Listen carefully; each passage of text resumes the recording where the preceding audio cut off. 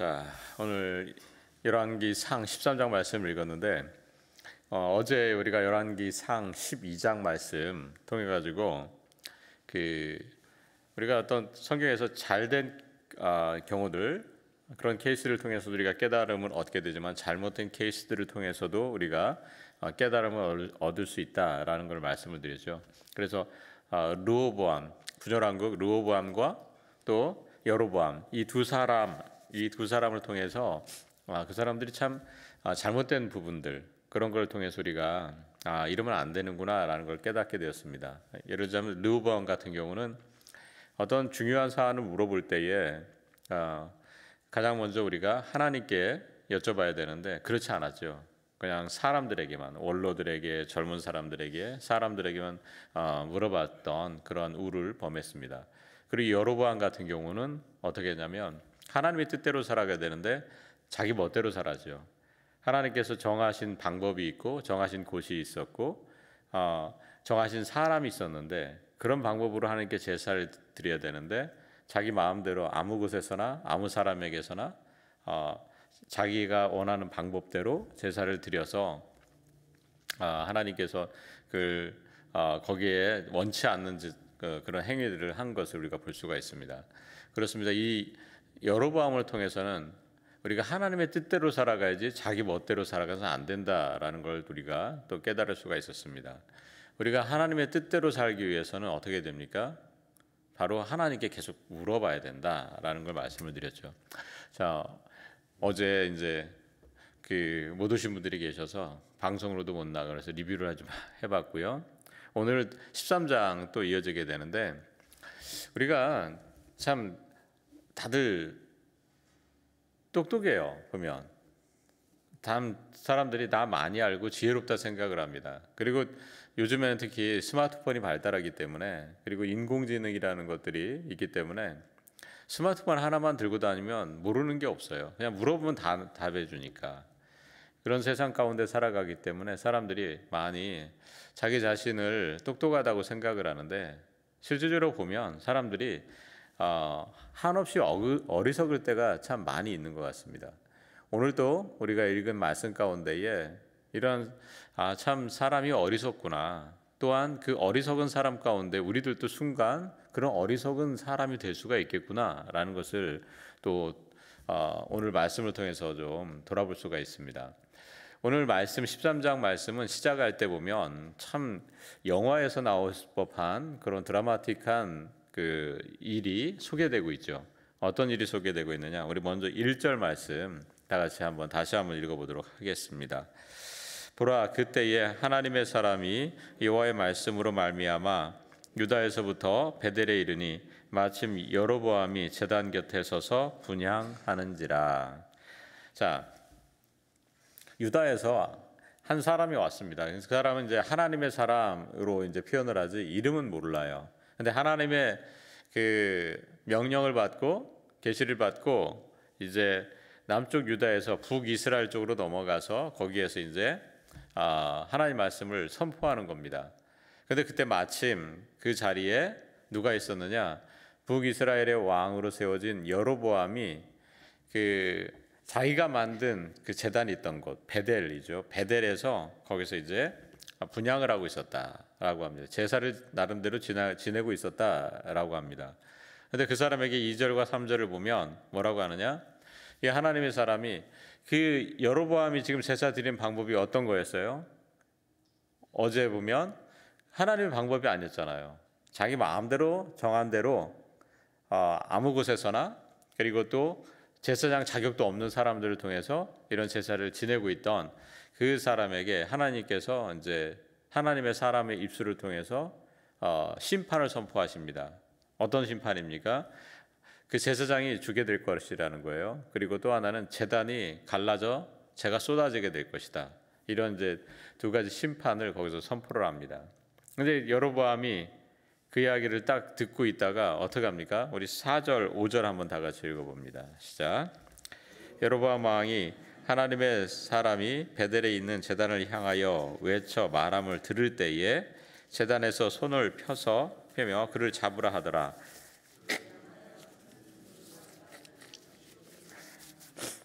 하나님의 사람이 여호와의 말씀으로 보인 징조대로 제단이 갈라지며 재가 제단에서 쏟아진지라. 딱 손을 이제 왕이 손을 뻗어가지고 뭐 저놈 잡아라 뭐 했던가 뭔가 외쳤을 거 아니에요. 그랬더니 이제 뭐 제단에서 끌어내려라 뭐 그렇게 손을 펴서 이제 외치니까 그 손이 어떻게 돼요? 그대로 말라버려가지고 굳어버린 거예요. 그리고 나서 제단이 진짜 하나님의 사람이 조금 전에 얘기했던 대로 제단이 두 개가 갈라지면서 재가 확 쏟아져 내리는 그러한 일이 그냥 무서운 일이 하나 펼쳐진 거죠. 하나님이 말씀하신 것이 그대로 이루어지는 거예요. 그걸 눈으로 직접 바라봅니다. 그래서 이제 그 여로보암이 그 하나님의 사람에게 부탁을 하죠. 자기 굳어진 팔을 다시금 펴게 해달라고, 돌아오게 원상 복귀시켜 달라고 이렇게 부탁을 합니다. 그래서 이제 이 하나님의 사람이 그를 위해 기도해서 이 팔이 제대로 돌아와요. 그러니까 이런 일을 체험한 여로보암 어떻습니까? 이거는 마음에 두려움이 생길 수밖에 없잖아요. 그러니까 이 하나님의 사람을 자기 초대를 해서 극진히 대접하고 싶은 그런 마음이 생겼던 거죠. 호의를 베풀고 싶었습니다. 그런데 그 하나님의 사람은 그 여로보암의 호의를 거절해요. 그래서 뭐라고 얘기하느냐? 8절, 9절, 10절 말씀 다 같이 읽어보겠습니다. 시작. 하나님의 사람이 왕께 대답하되 왕께서 왕의 집 절반을 내게 준다 할지라도 나는 왕과 함께 들어가지도 아니하고 이곳에서는 떡도 먹지 아니하고 물도 마시지 아니하리니 이는 곧 여호와의 말씀이 내게 명령하여 이르시기를 떡도 먹지 말며 물도 마시지 말고 왔던 길로 돌아가지 말라 하셨음이니이다 하고 이에 다른 길로 가고 자기가 베델에 오던 길로 되돌아가지도 아니하니라. 어떻게 합니까? 당신이 이스라엘의 절반을 준다 할지라도 내가 당신의 청을 구할 수 없다. 이유는요? 하나님께서 나에게 명령하신 게 있기 때문에 나는 그것을 지킬 수밖에 없습니다. 멋있죠? 얼마나 멋있어요. 자, 정말 놀라운 일을 펼치고 나서 그 사람이 대단합니다. 그리고 자기 집에 초대를 하려고 했는데 아니다. 나는 하나님의 명령을 지켜야 되니까 당신의 호의를 받아들일 수 없습니다. 그럼 탁 돌아가는 이 모습을 보면 진짜 멋져요. 여기까지는. 근데 문제가 이제 그 다음에 발생하는 거예요. 이런 놀라운 일을 행하고 나서 이 하나님의 사람도 보면 그랬을 것 같아요. 제가 입장을 좀 바꿔놓고 생각을 해봤어요. 이 하나님의 사람이 그렇게 담대히 나가서 하나님 말씀을 전할 때 그때 마음이 어땠을까? 그리고 그 호의를 베풀었을 때 그걸 거절하면서 나는 하나님의 명령이기 때문에 하나님의 명령을 따라야 됩니다라고 담대히 선포했을 때 그때 마음이 어땠을까? 전 두 가지 마음이 있었을 것 같아요. 제가 입장을 바꿔놓고 생각하니까 솔직히 좀 떨렸을 것 같아요. 아무래도 이제 그냥 하나님의 사람들은 하나님 말씀하신 대로 순종하면서 나가는 거잖아요. 그런데 우리는 또 사람이잖아요. 그러다 보니까 그 말씀 가지고 향하더라도 어떤 결과가 이어질지 몰라요. 왜냐하면 하나님 사람들은 그냥 하라는 대로 하는 거지 거기에 따라서 그 사람이 잘 받아들일 수도 있고 내가 하나님 말씀 선포하고 죽을 수도 있는 거잖아요. 그건 모르는 거예요. 그렇기 때문에 좀 떨렸을 것 같아요. 그리고 나서 또 호의를 베풀었을 때에 그것을 난 하나님 명령이기 때문에 거부합니다 라고 탁 돌아갈 때 한편으로는 또한 되게 자랑스러웠을 것 같아요. 뿌듯했을 것 같아요. 근데 문제는 그 이후에 발생하는 거예요. 어떤 일이 벌어지느냐? 우리 다 11절 말씀 다 같이 읽어봅니다. 시작. 베델에 한 늙은 선지자가 살더니 그의 아들들이 와서 이날에 하나님의 사람이 베델에서 행한 모든 일을 그에게 말하고 또 그가 왕에게 드린 말씀도 그들이 그들의 아버지에게 말한지라. 여기에 베델에 한 늙은 선지자가 살고 있었습니다. 이 사람이 문제였던 거예요. 이 사람이 그 하나님의 사람을 찾아가는 거예요. 돌아가고 있는 사람을 따라가서 거기에서 우리 집으로 가서 먹고 마시라고 이제 제안을 하는 겁니다. 그런데 이 하나님의 사람은 그때도 이건 하나님의 명령이기 때문에 난 그럴 수 없습니다 라고 거부를 했어요. 그런데 이 늙은 선지자가 어떻게 했느냐? 자, 우리 18절 말씀 다 같이 읽어보겠습니다. 시작.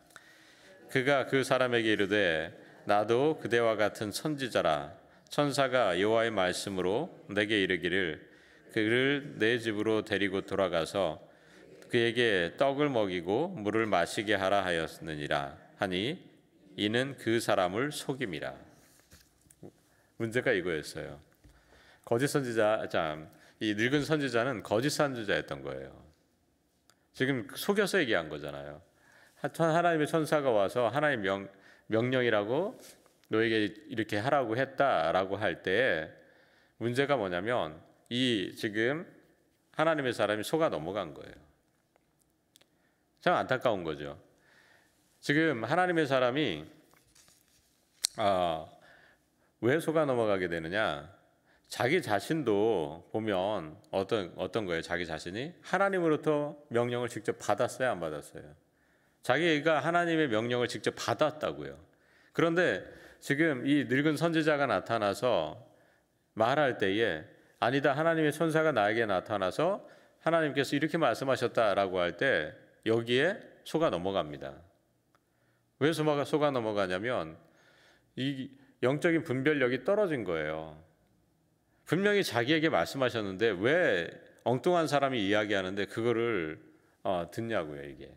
왜냐하면 하나님은 이랬다 저랬다 하는 분이 아닙니다. 하나님이 갑자기 이랬다 저랬다 하는 분이 아니에요. 그러면 여기서 깨달을 수 있어야 되는데 이 하나님의 사람이 거기에서 속아 넘어갑니다. 여기서 우리가 잘 돌아봐야 되는 게 그거예요. 오늘날에도 이 거짓 선지자들이 너무나도 많이 있습니다. 예를 들자면 사람들이 그런 거예요. 목회자라고 하면은 알지도 못하는데 그 사람이 목회자이기 때문에 그냥 목사라고 하니까 그냥 사람들이 무조건 신뢰를 하는 거예요. 그 사람이 어떤 사람인지 잘 알지도 못하면서 그 목사라고 하니까 그 사람 말에 권위를 갖게 되고 그것을 진짜 하나님 말씀처럼 믿고 따를 수 있는 경우들이 있습니다. 그러다가 큰일 나는 거예요. 알지도 못하는 그냥 어디서 배경을 모르는 사람들이 그냥 목사라고 하면 무조건 따라가면 안 된다라는 겁니다. 오늘날에도 이런데 참 지금 그 하나님의 사람이라고 한 사람도 넘어가는데 오늘날 많은 사람들이 얼마나 이 거짓 선지자들에게 속아 넘어가겠습니까? 주의해야 됩니다. 우리가 특별히 주의할 수 있는 방법은 뭐냐면 그런 거예요. 이 거짓 선지자들 어떻게 되냐면 하나는 특징이 뭐냐면 하나님은 이랬다 저랬다 하는 분이 아닙니다. 그런데 그 거짓 선지자들이 이야기하는 걸 보면은 상황에 따라서 말이 바뀌는 거예요. 이럴 때는 이렇게 이야기하고 저럴 때는 저렇게 하고 갑자기 근거가 뭐예요? 하나님께서 나에게 말씀하셨다는 거예요. 근데 갑자기 그래서 어디로 가라고 했는데 거기 가서 해라. 전 그렇게 갑니다. 근데 갑자기 또 나타나는 거예요. 금방 하나님 또 이렇게 하라고 했다고. 너희들 다 이루었다고. 기간이 왜 오래 해야 되는 거 아니냐 그랬더니 갑자기 하루를 한 달을 1년으로 채워주셨다는 둥 이런 식으로 말을 바꾸면서 가는 거. 그건 문제가 있는 겁니다. 그리고 가장 중요한 게 뭐냐면 사람의 말에 권위가 있는 게 아니에요. 하나님의 말씀에 권위가 있는 겁니다. 하나님의 말씀에 일차적으로 권위가 있는 게 성경이에요. 성경. 그래서 가장 중요한 거는 성경의 근거를 두고 우리가 어떤 것들을 말해야 되고 그 선포가 돼야 되는데 자기의 생각이 성경보다 앞서면 안 된다라는 겁니다. 그러니까 어떤 사람들이 이야기할 때 성경보다 성경에 있는 것이 아니라 엉뚱한 이야기를 한다든가 성경에 근거가 없는 이야기를 한다든가 이런 것은 문제가 있는 겁니다. 우리가 이런 분별을 분명히 할 수 있어야 돼요. 지금 이 하나님의 사람 어떻게 보면 얼마나 이게 어리석은 거예요. 자기가 직접 하나님으로부터 명령을 받았잖아요.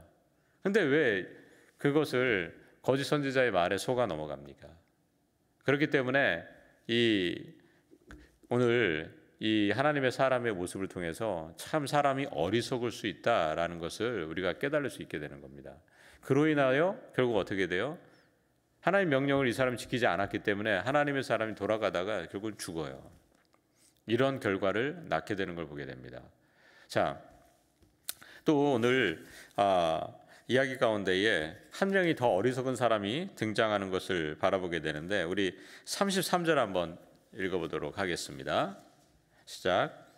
여로보암이 이 일 후에도 그의 악한 길에서 떠나 돌이키지 아니하고 다시 일반 백성을 산당의 제사장으로 삼되 누구든지 자원하면 그 사람을 산당의 제사장으로 삼았으므로.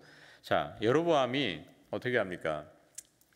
그 제사장을 이제 다시 세우는데 누구든지 자원하면, 레위인도 아닌데 제사장을 다시 삼아요.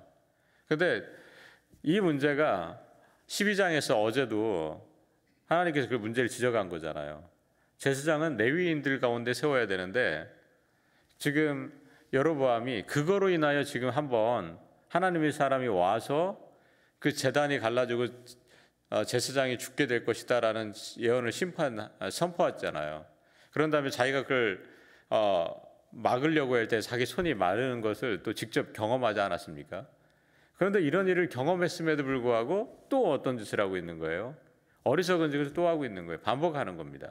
고집피는 거죠. 우리가 여로보암을 통해서 또 깨달을 게 그거예요. 하나님이 말씀하실 때, 잘못했다고 했을 때 거기에서 그냥 두 손 들고 제가 잘못했습니다라고 무릎 꿇고 회개하고 돌아와야 되는데, 오늘날에도 사람들이 그래요. 한번 하나님이 어떤 것들을 통해 가지고 깨닫게 해주시는 게 있어요. 때로는 하나님이 사랑하시면 그 사람을 이렇게 우리가 자녀들에게 매질을 하는 것처럼 때로는 때리기도 하세요. 왜? 잘못될 때 막으면 우리는 아픈 거죠. 그럼 어떻게 해야 돼요? 아, 이 길이 하나님께서 원치 않는 길이구나 라고 생각을 하면서 빨리 깨닫고 주님께로 돌아와야 지혜로운 사람이에요. 그런데 끝까지 자기 고집 피고 살아가는 사람이 있어요. 이 사람은 어리석은 사람 아닙니까? 바로 이 여로보암이 그런 사람이라는 거예요. 결국 그래서 어떻게 되느냐? 우리 불순종의 결과 34절 다 같이 읽어보겠습니다. 시작. 이 일이 여로보암 집에 죄가 되어 그 집이 땅 위에서 끊어져 멸망하게 되니라. 자, 멸망이라고 분명히 말씀하고 있습니다. 그렇습니다. 우리가 하나님의 뜻에 따라서 하나님의 지혜를 구하고 그 뜻대로 살아가야 되는데 어리석게 살아가잖아요. 어리석게 살아가는 건 뭐냐면 하나님 말씀대로 살아가지 않는 거예요. 하나님께서 말씀하셔도 내가 회개하지 않고 돌이키지 않고 살아가는 게 어리석은 사람입니다. 그렇게 어리석게 살아가면 결과는 뭐냐? 하나님의 사람 가다가 죽었죠. 여로보암 그 집이 멸망하게 되었다고 그러죠. 결국은 그것은 패망의 길입니다. 간절히 소망하는 것은 저와 여러분 모두는 하나님의 뜻을 분절히 분별하고 하나님 뜻대로 살아가서 정말 지혜롭게 살아감으로 말미암아 패망이 아니라 우리들에게 주어지는 하나님의 놀라운 축복을 누리며 살아갈 수 있게 되기를 주님의 이름으로 간절히 축복합니다. 특별히 우리가 오늘 말씀을 통해서 어리석은 사람 되지 않기 위해서 어떻게 되느냐? 자, 하나님의 사람 거짓 선지자에게 미혹됐죠. 속아 넘어갔습니다. 그렇게 속아 넘어가지 않도록, 오늘날에도 거짓 선지자들이 많은데 속아 넘어가지 않도록 우리가 분별할 수 있어야 돼요. 영적으로 우리의 영안을 열어주시옵소서. 영적으로 깨달을 수 있는 분별력을 우리들에게 허락하여 주시옵소서. 깨어 있어야 될 줄 믿습니다. 그리고 또 하나, 여로보암을 통해서는요, 하나님의 심판을 경홀히 여기면 안 됩니다. 하나님께서 말씀하시는 걸요 소홀히 여기면 안 돼요. 그 뜻을 분명히 경청하고 정말 우리가 마음을 다잡아서 거기에 순종하며 살아갈 수 있게 되는 우리가 되어야 될 줄 믿습니다. 오늘 하루뿐만 아니라 우리의 평생을 정말 영적으로 깨어서 하나님께서 우리에게 말씀하시는 게 무엇인지를 항상 바라보고 또 묵상하며 말씀하실 때 그 뜻대로 살아갈 수 있는 저와 여러분 모두가 되시기를 다시 한번 주님의 이름으로 간절히 축복합니다. 자, 오늘 이 말씀 기억하시면서 찬송가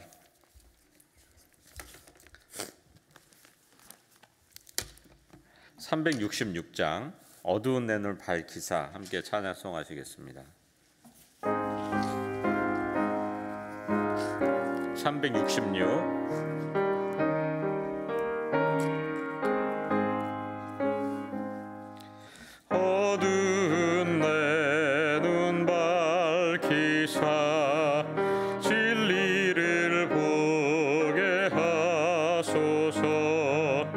진리의 열쇠 내게 주사 참 빛을 찾게 하소서. 깊으신 뜻을 알고자 엎드려 기다리오니 내 눈을 뜨게 하소서. 성령이여 막혀진 내 귀 여시사 주님의 귀한 음성을 이기로 밝히 들을 때에 내 기쁨 한량 얻겠네. 깊으신 뜻을 알고자 엎드려 기다리오니 내 눈을 뜨게 하소서.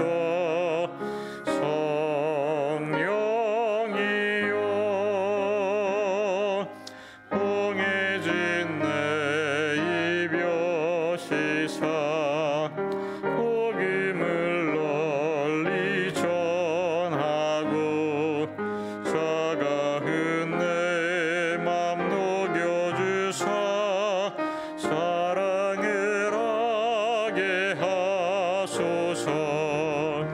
깊으신 뜻을 알고자 엎드려 기다리오니 내 입을 열어주소서.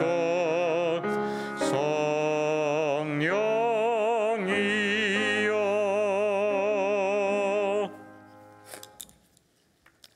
주님 감사합니다. 오늘 또 하루를 살아갈 수 있도록 이 날을 선물로 저희들에게 허락해 주셔서 감사합니다. 하나님께 주신 이 귀한 날 무의미하고 정말 가치 없이 살아가는 것이 아니라 소중하고 값진 인생을 저희들이 살아갈 수 있도록 오늘 또 하나님 말씀으로 우리를 채워주시니 참으로 감사를 드립니다.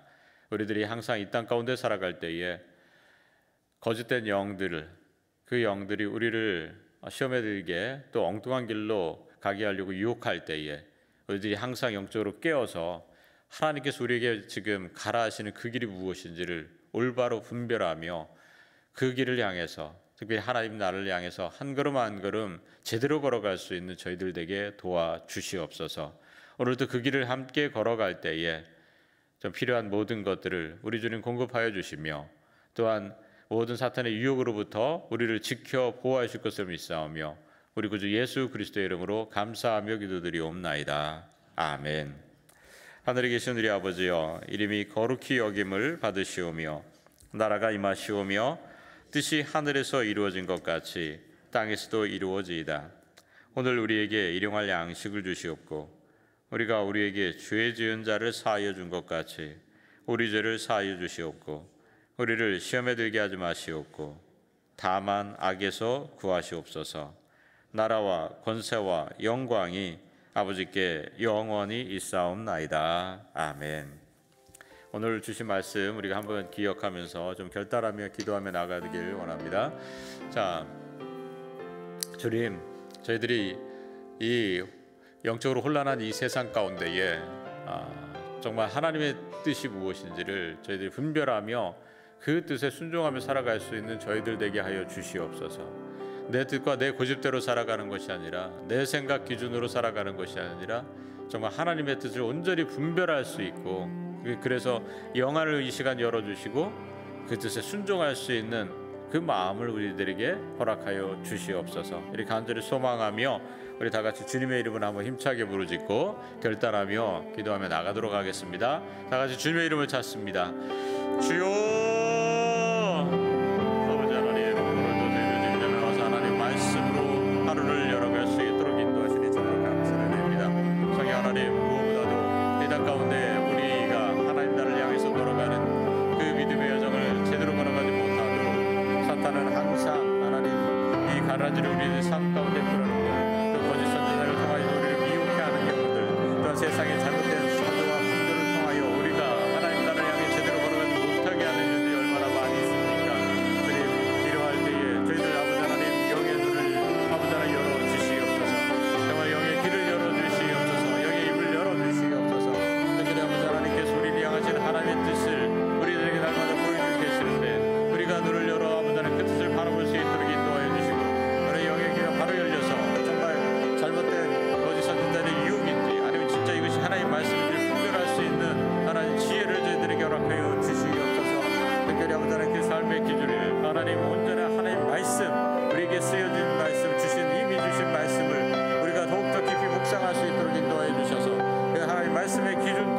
주님께 말씀에 순종하며 살아갈 수 있는 저희들 모두가 될 수 있도록 인도하여 주시옵소서. 하나님, 정말 하나님 말씀에 앞서서 내 생각이 앞서지 않도록 인도하시고 내 의지가 앞서지 않도록 인도하여 주시고, 특히 하나님 말씀 우리에게 주어졌을 때에 하나님 내 생각을 고집부리지 않는 저희들 되게 하여 주시고, 온전히 순종하며 주님의 뜻대로 우리가 오늘 행하고 주님께로 돌아오는 저희들 되게 도와주시옵소서. 특히 우리